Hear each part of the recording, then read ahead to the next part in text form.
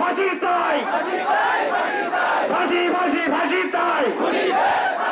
বারবার আলেম ওলামাদেরকে ব্যবহার করবেন আর আমরা ব্যবহারিত হব, এই দিবা স্বপ্ন আপনারা ছেড়ে দেন। জনগণের জান নিয়ে আপনারা হোলি খেলার মত হবে, এই খেলা খেলতে না হবে না। আজকে বাংলার জমিনে পাথর দ্বারা হত্যা করা, এটা তো জাহিলি যুগ ব্যবহার করেছে। এটা কিসের ইঙ্গিত?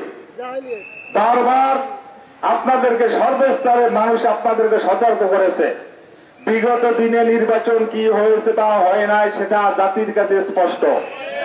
সামনে নির্বাচন ততক্ষণ পর্যন্ত আমরা চাই না যতক্ষণ না পর্যন্ত এই সন্ত্রাসীদেরকে বাংলার জমিন থেকে নির্মূল করা হবে। আমাদের পূর্বে যারা রাষ্ট্র পরিচালনার দায়িত্বে ছিলেন, আমি মনে করি তারা যেই দোষে দোষী হয়ে আমাদের দেশের ভিতরে নিষিদ্ধ হয়েছে, বিএনপিও কিন্তু একই রোগের রোগী।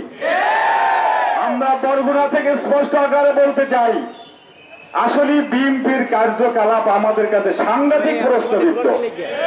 সারা বাংলাদেশে চাঁদাবাজি চলতেছে আর ওরা বলে আমাদের নেতা কর্মীরা সব সাধু, চাঁদাবাজি করে না। যখন নাকি এইগুলো ফেসবুকে ভাইরাল হয় তখন তারা বহিষ্কার করে। যাদেরকে বহিষ্কার করলেন এরা তো আপনাদের দলের নেতা কর্মীরা।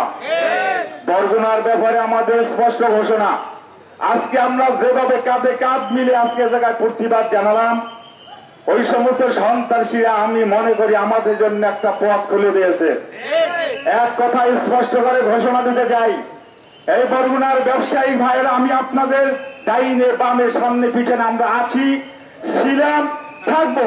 ইসলামী আন্দোলন আছে, জামাত ইসলাম আছে। একটা লোক যদি আপনাদের কাছে চাঁদা নিতে যায়,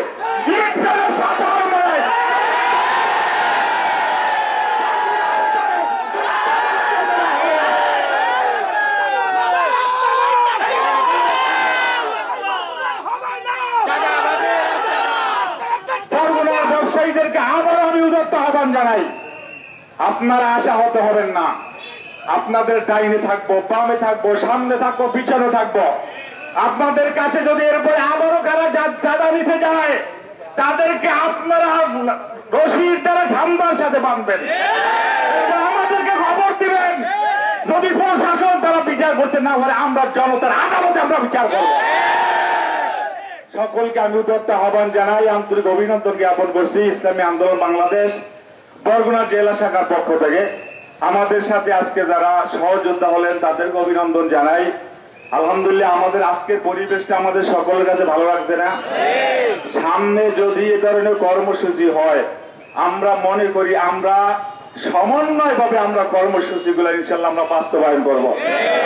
সামনে যদি আবারও আপনাদের ডাক দেওয়া হয়, আপনাদেরকে আমরা এই ময়দানে পাবো কিনা তো হাতে পাই না।